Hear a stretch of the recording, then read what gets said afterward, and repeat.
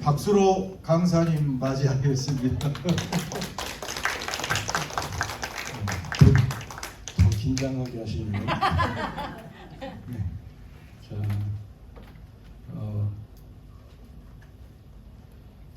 까먹었어요. 농담입니다. 자, 여러분 우리 옆에 분에게 집사님은 권사님은 승리하셨습니다. 인사해 주세요. 승리하셨습니다. 아유, 만세. 갑자기 뜬금없이 이게 무슨 말이야? 승리라니. 자, 보세요. 여러분은 하나님의 자녀이세요. 그렇죠? 네. 하나님의 자녀 된 권세를 가지고 이 어둠을 뚫고 이 예배의 자리에 나오신 거예요. 이 예배의 자리, 찬양의 자리, 기도의 자리 아무나 나올 수 있는 거 아닙니다. 할렐루야. 이기는 자가 나올 수 있는 곳이 바로 이 예배 자리인 줄 믿습니다. 그런 의미로 다시 한번 우리 진짜 승리했네요. 아이고 잘하셨습니다. 네, 할렐루야. 네, 오늘도 거룩하고 복된 주의 날 주님 전에 나와 신령과 진정으로 예배하는 우리 은혜 나눔께 모든 성도님들의 심령 속에 하나님께서 예비하신 그 크신 은혜와 평강이 충만하게 되어지시기를 주님의 이름으로 축복합니다. 아멘. 자, 제가 설교할 때마다 대체적으로 김기현 집사님이 참 우연히 기도를 많이 하세요. 근데 김기현 집사님의 기도가 장난이 아니에요. 얼마나 깊은지, 얼마나 이 감동이 되는지요. 아마 예수님의 13제자가 있었다면 아마 13번째 제자가 되지 않았을까. 이런 착각을 제가 좀 이런 생각을 좀 해봤습니다. 여러분도 그렇게 동의하시죠? 네. 착각이 아니지. 풍성한 삶의 기초인가요? 풍삼기 강의 잘 해주실 줄로 믿습니다. 자, 또 뭐라 하나 하려고 했는데 까먹었네요. 하도 웃다 보니까 머리가 비어버려요. 참, 이 설교를 준비하다 보면 이게 좀 자꾸 긴장이 돼요. 왜? 하다 보면 자꾸 뭐가 생각나서 길어지더라고요. 길어져야 되는 머리는 안 길어지고 설교만 길어지고. 그래 자꾸 긴장이 되더라고요. 가능한 한 많이 줄여보겠습니다. 지금 막 엑스표도 많이 쳐놨어요. 이거 하지 말자, 이거 하지 말자. 그러다 보니까 막 줄더라고요. 할렐루야. 주는 게 은혜인지 긴 게 은혜인지 모르겠지만 할렐루야. 자, 여러분 예수님의 제자가 몇 명이에요? 우리 김기현 집사님까지 포함하면 13제자예요. 다음에 시험에 나오면 꼭 그렇게 쓰세요. 6번째 제자는 누구인가? 그럼 틀려요. 박규현 이러면 틀려요. 이규현 틀립니다. 은혜 나눔 교회 알겠죠? 자, 예수님의 12제자 이분들이 어떻게 살았는지 여러분 아세요? 이분들의 삶의 생애 마지막이 어떻게 됐는지. 모르니까 나왔죠. 그렇죠. 모르니까 제가 여기 있죠. 그죠? 맞아요. 자, 베드로를 보십시다. 베드로는 이들이 한마디로 이들은 어떤 삶을 살았냐면 순교자의 삶을 살았더라고요. 순교자의 삶. 자, 보세요. 베드로는 로마에서 십자가에 어떻게 해요? 거꾸로 매달아 죽었어요. 순교했습니다. 안드레는 X자 십자가에서 그렇게 순교를 했습니다. 그다음에 작은 야고보는 예루살렘에서 돌에 맞아 그렇게 순교했습니다. 그냥 아무것도 안 하다가 이렇게 맞은 게 아니에요. 아시죠? 복음을 전하다가 하나님의 나라를 전파하다가 그렇게 된 겁니다. 자, 그 다음에 빌립은 터키에서 십자가 처형을 당했습니다. 바돌로메는 가죽이 벗겨져 순교하는 그런. 그 다음에 도마는 인도에서 창해질로 이렇게 순교를 했고요. 마태는 거리에서 암살을 당합니다. 자, 사도들 중에 최초의 순교자 누구예요? 예수님의 동생 야고보예요. 예루살렘에서 어떻게 해요? 목이 잘리는 참수를 당합니다. 다데오 페르시아에서 톱으로 몸이 두동강이 나 순교합니다. 마띠아는 에디오피아에서 참수형을 당합니다. 예수님의 제자들의 마지막이 어땠어요? 순교했습니다. 그 13번째 제자는 어떻게 하실지 모르겠어요.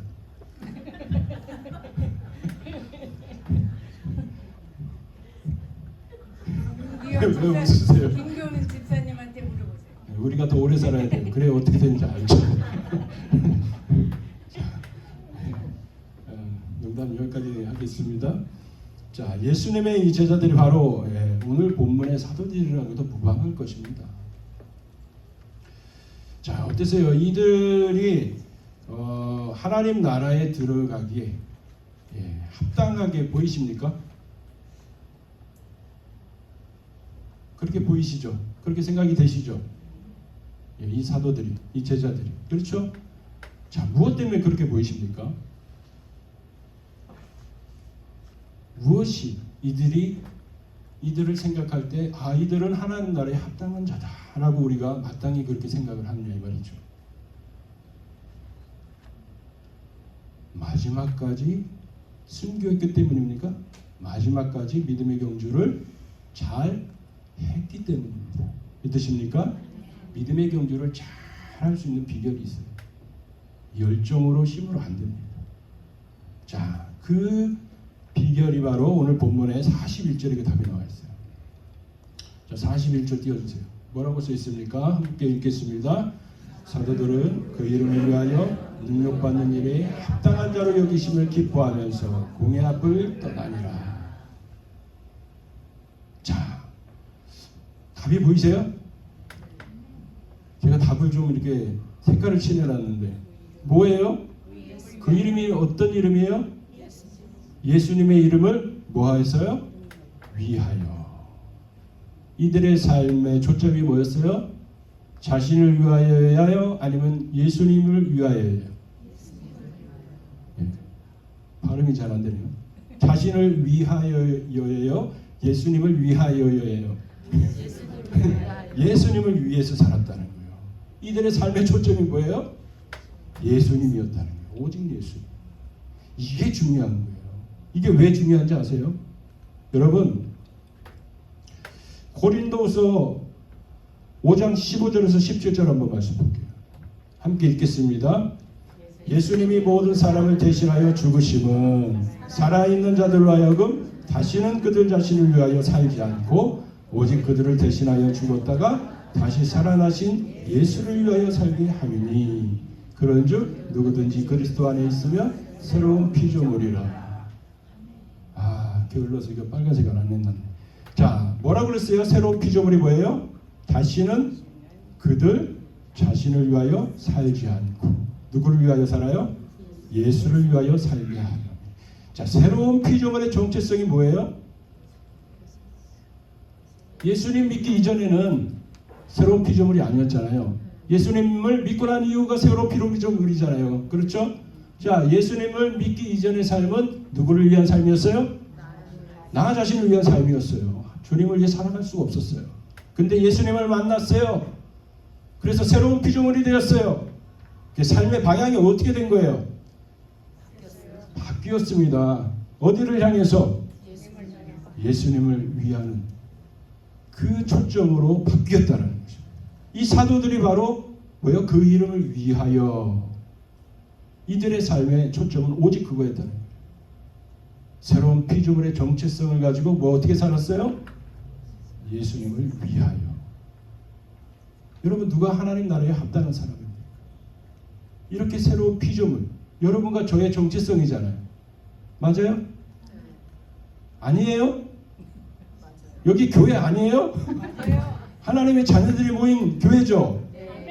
여러분과 저의 정체성이 바로 새로운 피조물이라는 거예요. 그러면 우리의 삶의 방향이 어떻게 되어 있다는 거예요? 지금 정해져 있는 겁니다. 이거 어떻게 달려가야 됩니까? 예수님을 향해 달려가는 것입니다. 예수를 위하여 달려가는 것입니다. 이게 바로 하나님 나라에 합당한 자의 모습이라는 것입니다. 믿으십니까? 이런 자들은 성경은 뭐라고 말합니까? 히브리서 11장 38절에 뭐라고 말합니까? 함께 읽겠습니다. 이런 사람은 세상에 감당하지 못합니다. 이런 사람이 바로 믿음의 사람이기 때문에 이런 믿음의 사람을 세상이 어떻게 해요? 감당할 수 없다는 거예요. 왜? 죽음도 두려워하지 않아요. 매 맞는 거, 능력 받는 거 전혀 개의치 않습니다. 두려워하지 않아요. 왜? 믿음 때문에. 할렐루야. 그리스도를 향한, 그리스도를 위한 믿음 때문인 줄로 믿습니다. 세상이 감당할 수가 없어요. 하나님께서는 오늘 이 시간에 우리들에게도 사도들과 같이 새로운 피조물의 이 정체성을 가지고 자신이 아니라 예수를 위하여 살고 하나님 나라를 위하여 사는 그런 하나님 나라에 합당한 자가 되라고 권면하고 계시는 줄 믿습니다. 그렇다면 하나님은 왜 우리에게 하나님 나라에 합당한 그런 자가 되라고 말씀하시는 것일까요? 자, 한번 따라서 봅시다. 첫 번째, 함께 읽겠습니다. 이 세상의 구원을 위해서입니다. 다시 한번요. 이 세상의 구원을 위해서입니다. 자, 마태복음 5장 16절입니다. 함께 읽겠습니다. 이같이 너희 빛이 사람 앞에 비치게 하여 그들로 너희 착한 행실을 보고 하늘에 계신 너희 아버지께 영광을 돌리게 하라. 저는 이 말씀을 읽으면서요, 너무 어려웠어요. 빛인데, 빛을 비추는데, 어쨌든 어떻게 안 믿는 사람들이 지금 하나님께 영광을 돌리는 그런 모습이 보이죠, 말씀 속에. 누가 영광을 돌려요? 안 보이세요? 누가 영광을 돌립니까? 아니에요. 내가 아니에요. 너희가 누구예요? 아니? 너희?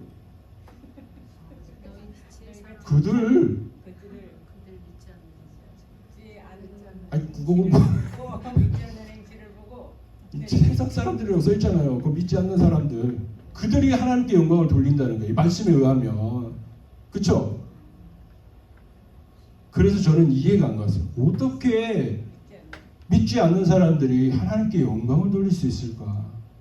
정말 오래 고민을 했어요.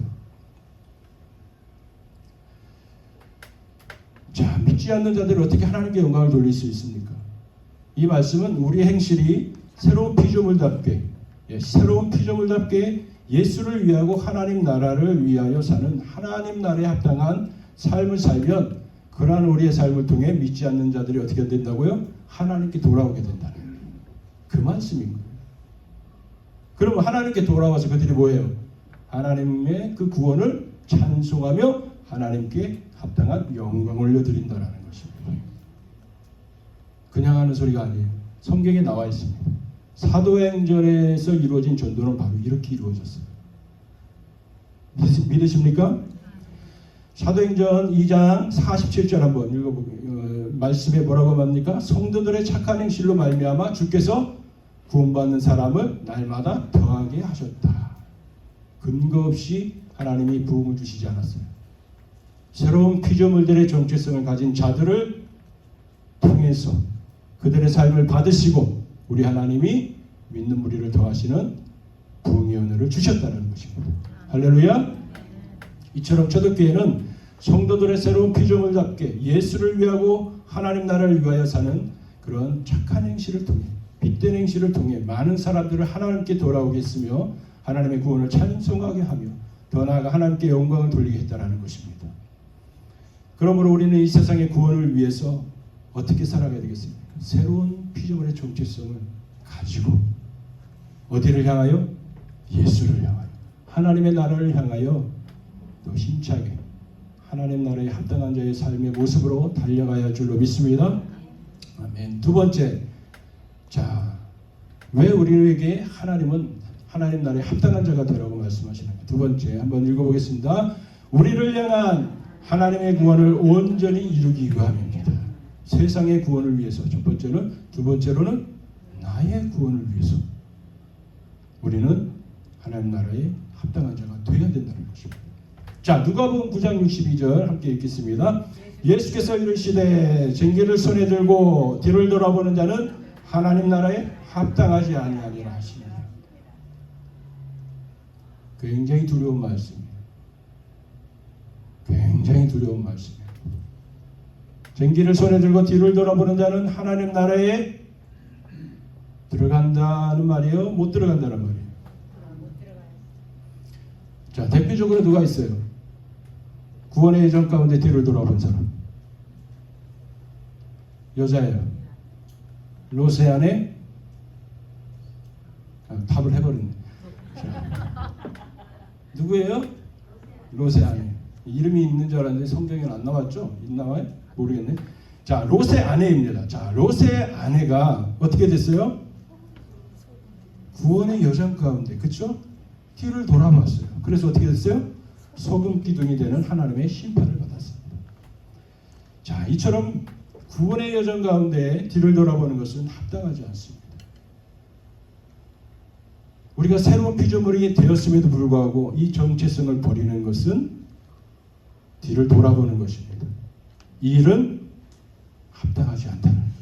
하나님 나라 들어가기에 합당하지 않다는 것입니다. 무서운 경고의 말씀입니다. 그렇죠? 예. 자, 여러분, 성경은 구원을 어떻게 말하고 있는지 우리가 바로 알아야 돼요. 너무너무나도 중요해요.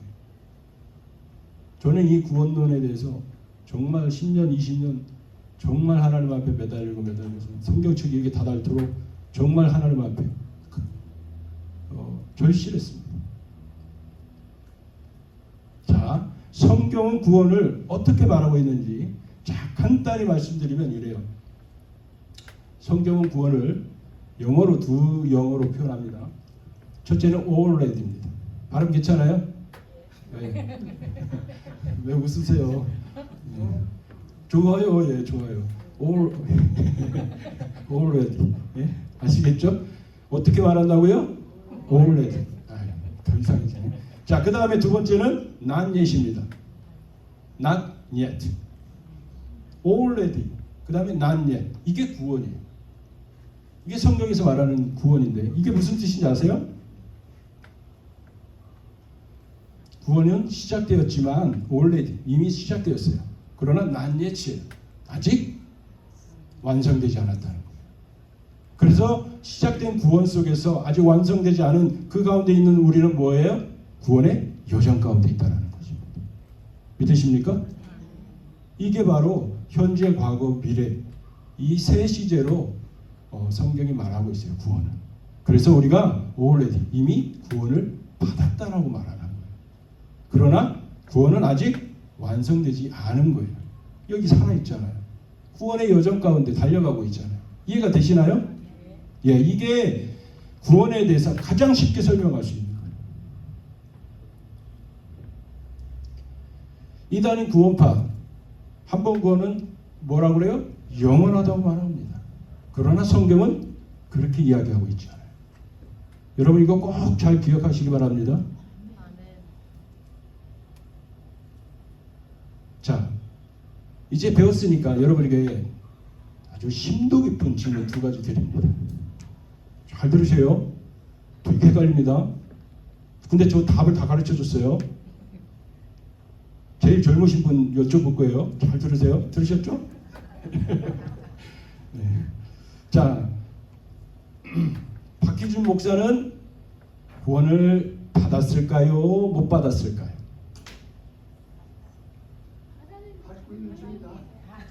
아이고, 받았는데 완성이 안 됐다며요. 정말 잘 가르쳐 드린 것 같은데 답이 어떻게?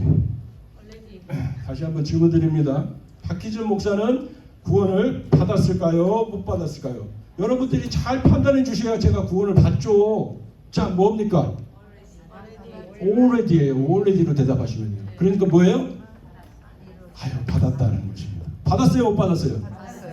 아유, 감사합니다. 자, 여러분은 구원을 받았습니까? 못 받았습니까? 받았어요. 받았습니다. 자, 두 번째 문제입니다. 잘 들으셔요. 박희준 목사는 구원을 받을까요? 못 받을까요?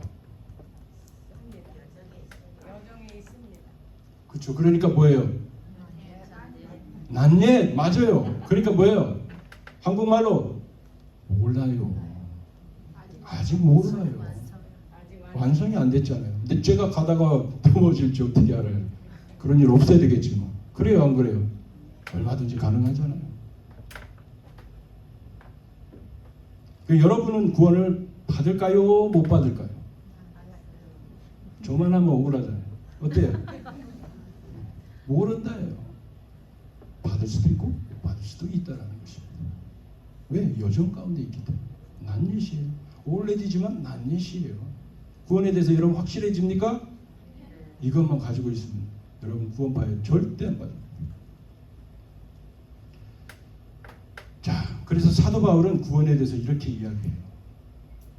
빌립보서 3장 12절입니다. 우리 함께 읽겠습니다. 내가 이미 얻었다 함도 아니요 온전히 이루었다 함도 아니라 나는 여전히 구원의 표대를 향하여 달려가노라. 아직도 달려가고 있대요. 여정 가운데 있대요. 분명하죠? 이미 완성됐다고 말하잖아요. 이미 얻었다, 이루었다 하지 않습니다. 나 지금도 달려가. 나 경기 중이야. 많은 분들이 이걸 그냥 상으로 이렇게 표현을 하시는데 그렇지 않습니다. 자, 고린도전서 9장 27절 내가 함께 다 읽겠습니다. 고린도전서 9장 27절 읽겠습니다. 시작. 내가 내 몸을 쳐 복종하게 함은 내가 남에게 전파한 후에 내 자신이 도리어 버림을 당할까 두려워함이라. 자, 박기준 목사는 사도 바울의 발톱에 때만도 못한데 그렇게 위대한 사도 바울인데 지금 뭐라고 그래요? 이해할 수 없는 말을 하고 있어요. 뭐라고 그래요? 열심히 복음을 전파한 후에 자기가 어떻게 된다고요? 버림을 당할까 두렵대요. 남에게 전파한 내 자신이 도리어 버림을 당할까 두렵대요. 이렇게 두려움과 떨림이 구원을 대하는 올바른 태도입니다. 믿으십니까? 이게 성경이에요. 우리 생각대로 마음대로 생각해버리면 안 됩니다. 이 구원에 대해서 정말 성경적으로 바로 알아야 돼요.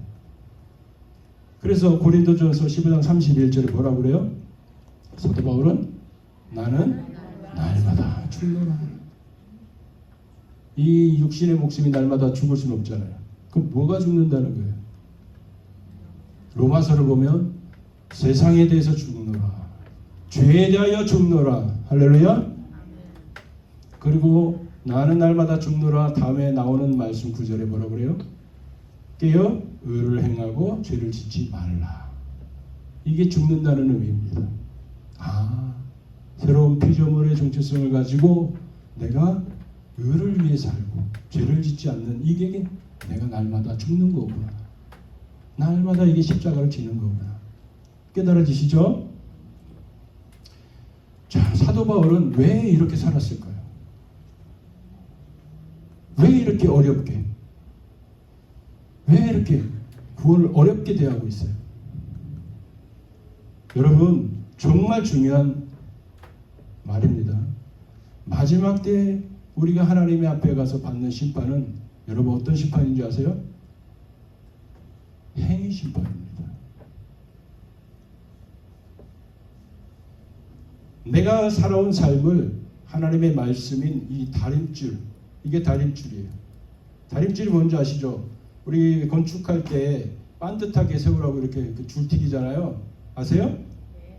모르세요? 알아요. 예, 반듯하게. 예. 좀 삐뚤어지면 이게 무너지니까. 그래서 그거 다림줄이 필요해요. 반듯하게. 그 다림줄을, 하나님의 말씀의 다림줄을 가지고 나의 삶에 살아왔던 그 삶의 모습들을 어떻게 한다고요? 다려보신다. 하나님의 말씀에 비추어 본다는 거예요. 우리 삶을.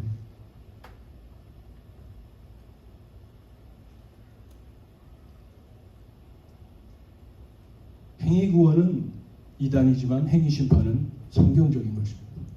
이제 요한계시록 강해가 시작됐는데 요한계시록에 보면 이 행위 심판에 대해서 분명하게 나와요. 제가 드리는 말씀이야. 성경이 말씀하고 있는 거예요. 자, 함께 요한계시록 20장 11절 15절 말씀을 함께 읽겠습니다. 깁니다. 이게 한 페이지가 그 다음 페이지까지 넘겨주세요. 자, 함께 읽습니다. 또 내가 크고 흰 보좌와 그 위에 앉으신 이를 보니 땅과 하늘이 그 앞에서 피하여 간대었더라. 또 내가 보니 죽은 자들이 큰 자나 작은 자나 그 보좌 앞에 서 있는데 책들이 펴 있고 또 다른 책이 펴졌으니 곧 생명책이라. 죽은 자들이 자기 행위를 따라 책들에 기록된 대로 심판을 받으니 그 바다가 그 가운데서 죽은 자들을 내주고 또 사망과 음부도 그 가운데서 죽은 자들을 내주매 각 사람이 자기의 행위대로 심판을 받고 사망과 음부도 불못에 던져지니 이것은 둘째 사망 곧 불못이라. 누구든지 생명책에 기록되지 못한 자는 불못에 던져지더라. 두 번이나 정확하게 나오죠? 뭐라고 나와요? 앞에 부분 자기 행위를 따라 빨간색 쳤죠? 자기 시작 자기 행위를 따라 책들에 기록된 대로 심판을 받으니. 우리의 모든 행위가 행위록에 기록되어 있습니다. 그것과 성경을 비교한다는 겁니다. 자, 다음 페이지. 빨간색 각 사람이 자기 행위대로 심판을 받는다. 그래서 성경은 구원을 대하는 올바른 태도에 대해서 이렇게 말씀하고 있습니다. 빌립보서 2장 12절입니다. 함께 읽겠습니다. 항상 복종하여 두렵고 떨림으로 너희 자신의 구원을 이루어가라. 네, 제가 청소를 하고 있는데 하나님께서 이렇게 깨달음을 주셨어요. 구원을 대하는 태도가 어때야 되는지 아니? 글쎄요, 이 말씀을 주십니다. 항상 복종하여 두렵고 떨림으로 너희 구원을 이루어가라.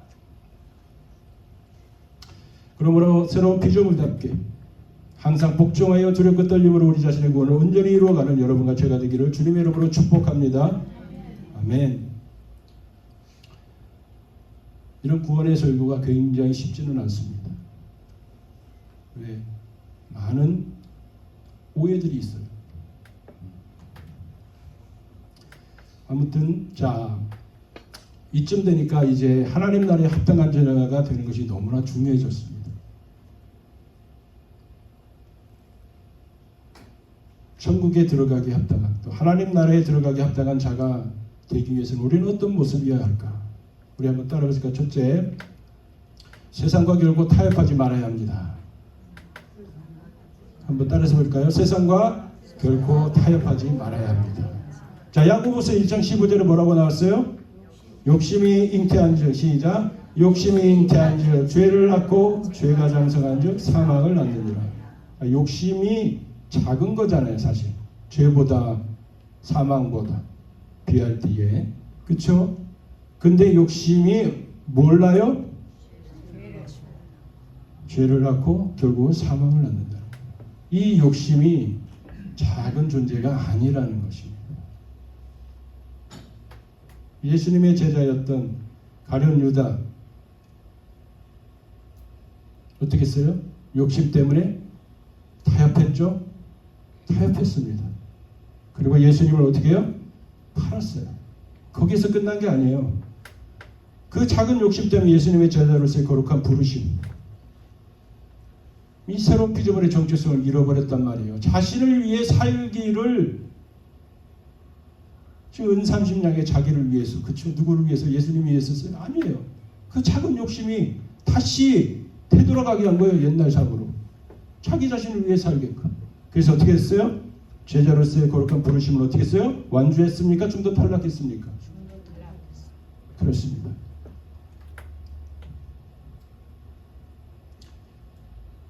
자, 야고보서 1장 14절 함께 읽겠습니다.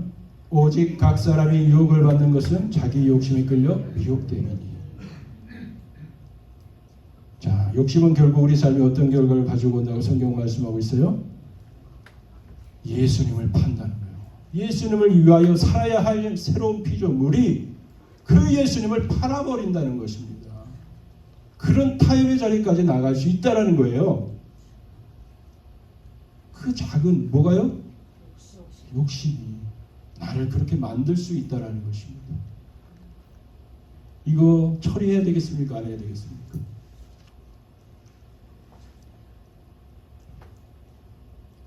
오늘 사도들이 예수님에 위해서 모욕을 받고 능력을 받고 또 채찍을 맞는 장면이 나오잖아요.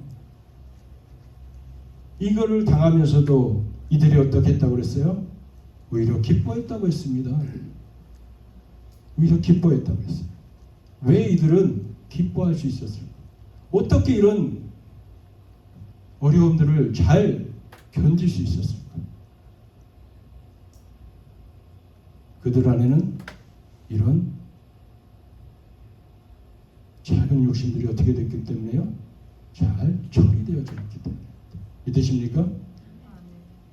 이들에게도 작은 욕심이 자리고 있었다면 갈등했을 것입니다. 누가 이 고난을 견딜 수 있었겠어요? 목숨이 위태로운데 이거 가볍게 여기서는 절대 안 됩니다. 다니엘서에 보면은 느부갓네살 왕이 세운 금신상에게 절하지 않으므로 풀무불 속에 들어간 다니엘의 세 친구들이 있어요. 이들이 이렇게 고백합니다. 다니엘서 3장 17절 18절 말씀 함께 읽겠습니다.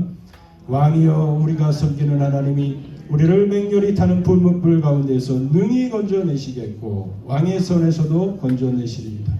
그렇게 하지 아니하실지라도 왕이여 우리가 왕의 신들을 섬기지도 아니하고 왕이 세우신 금신상에게 절하지 아니할 줄을 아옵소서. 이들에게도 세상 어떤 욕심도 자리하고 있습니까? 자리하지 못하고 있습니까? 기꺼이 예수를 위해서 내 목숨 내놓겠다. 하나님 나라를 위해서 내 목숨을 내놓겠다. 이들 속에도 여전히 세상 어떤 욕심도 자리 잡고 있지 못하다는 것입니다. 맞습니다. 황무지가 좋은 땅이 되기 위해서는 크고 작은 돌들을 빠짐없이 다 골라내야 합니다. 그렇죠? 하나님 나라에 합당한 자의 삶을 위해 우리는 알게 모르게 우리 안에 자리 잡고자 하는 그런 크고 작은 세상 욕심들을 어떻게 해요? 잘 처리해야 되죠. 믿습니다. 그래야 세상과 타협하지 않을 수 있고 또 사도들처럼 다니엘의 세 친구 사드락과 메삭과 아벳느고처럼 목숨이 다하는 그 순간까지 새로움을 피조물답게 예수를 위하고 또 하나님 나라를 위하는 하나님 나라에 합당한 자의 삶을 온전히 살아가게 되어질 줄로 믿습니다. 그런 은혜가 충만한 여러분 가지가 되길 주님의 이름으로 축복합니다. 자, 두 번째로 하나님 나라에 합당한 자의 기도에 서 어떤 모습이 하나. 자, 함께 따라합니다. 하나님의 함께 하심을 믿고 큰 용사가 되어야 합니다. 예, 내가 용사가 돼야지 하고 해서 용사가 되는 것이 아니라 하나님의 함께 하심을 통해 우리는 용사가 되는 거예요. 믿으시죠? 자, 그런지 안 그런지 성경을 통해 살펴봅니다. 자, 여호수아 1장 5절 9절 말씀 함께 읽겠습니다. 내가 모세와 함께 있었던 것 같이 여호수아야 내가 너와 함께 있을 것이다.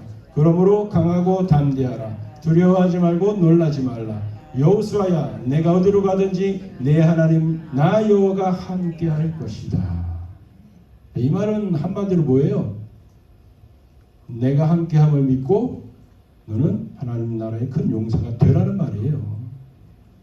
두려워서 다시 뒤로 물러서지 말고 어떻게 하라고요?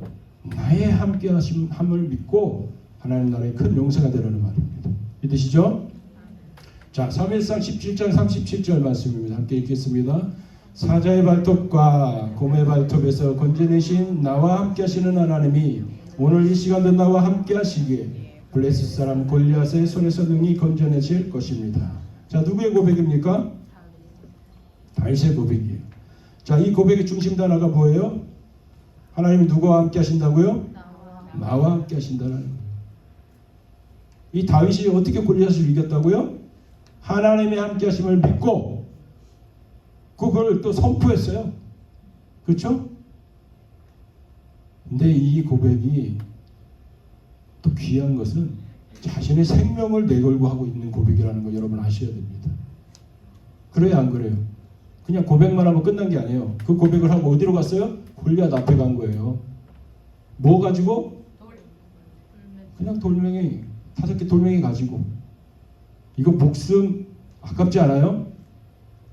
누가 봐도 뻔한 싸움이잖아요. 반드시 죽어요. 개죽음을 당할 거랍니다. 그가 사용한 무기는 뭐예요? 하나님의 함께 하심이었어요.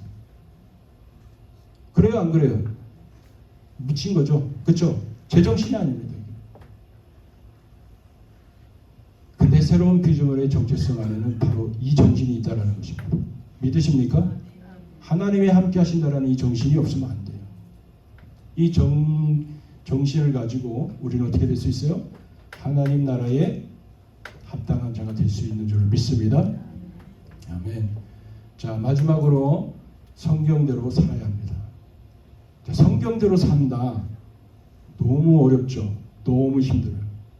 그래서 제가 이거를 설명도 이렇게 써놨는데 아유 어렵겠다. 이게 성경대로 살으라고 하면 아이고 그냥 그냥 포기해버리시겠다 이런 생각이 좀 들더라고요. 나약한 마음이 들더라고요. 그래서 제가 자 성경대로 살아가는 건 뭐냐면 성경의 방향성대로 살아가는 걸 말해요. 성경의 방향성대로 살아간다는 건 뭐냐? 쉽게 말해서 의를 행하고 깨어서 의를 행하고 죄를 짓지 않는 거. 자 이런 삶을 말해요. 이런 삶의 방향성을 가다가 넘어질 수도 있죠. 그리고 또 일어나는 거예요. 그리고 또 의를 행하는 거예요. 죄를 멀리하는 거예요. 자 이런 삶의 방향성을 말하는 겁니다. 예. 그러므로 주님이 오시는 그날까지 성경대로 사는 세상의 빛이 되는 그렇게 예수님의 닮아간 하나님 나라에 합당한 자가 되시기를 주님의 이름으로 축복합니다. 지금 1, 2, 3분이 그냥 엄청 그냥 몇 마디로 축약해버린 겁니다. 잘했죠? 네. 할렐루야. 네. 자, 우리가 이렇게 크고 작은 세상 욕심들을 내려놓고 임마누엘 신앙 부여잡고 하나님 나라의 큰 용사가 되어서 성경의 얘기 방향성대로 깨어서 의를 행하고 죄를 짓지 않는 세상의 빛이 되는 그런 삶을 살아갈 때에 초대교회 사도들과 같이 우리도 이 땅에서 목숨이 다하는 그 순간까지 새로운 피조물 답게 예수님을 위하고 또 하나님 나라를 위하는 그렇게 하나님 나라에 합당한 자의 삶을 온전히 살아가게 될 줄로 믿습니다. 그 결과 초대교회 사도를 통해서 열방이 하나님께 돌아왔잖아요. 그럼 우리들을 통해서도 하나님은 동일한 일을 이루실 줄 믿습니다. 할렐루야. 하나님의 몸된 교회가 이게 부족해질 수도 있어요. 믿으십니까? 아멘. 그러므로 사랑하는 성도 여러분, 이후로도 그리스도와 함께 십자가에 못 박힌 새로운 피조물답게 크고 작은 세상 욕심의 자리에 이제는 성령의 충만함으로 채워가시기를 바랍니다. 이 욕심의 자리에 욕심 잡지 마시고 그거를 내가 물리칠 때에 하나님 가만히 계시죠. 하고 보좌에서 일어서서 성령의 충만함을 부어주실 줄 믿습니다. 할렐루야. 아멘. 성령의 충만함으로 처음에 하나님 나라의 큰 용사가 되었어. 큰 충만한 가운데 큰 용사가 되는 거죠. 왜? 하나님 함께 계시니까. 그래서 성경대로 의를 행하고 죄를 짓지 않는 세상과 죄를 이기는 그런 용맹을 떨치면서 이제는 자신이 아닌 진정으로 예수를 위하고 또 하나님 나라를 위해 사는 하나님 나라의 지극히 합당한 자가 다 되시는 여러분과 제가 되기를 주님의 이름으로 축복합니다.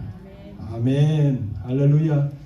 아멘. 자, 우리 함께 찬양하시면서 헌금 드리시겠습니다.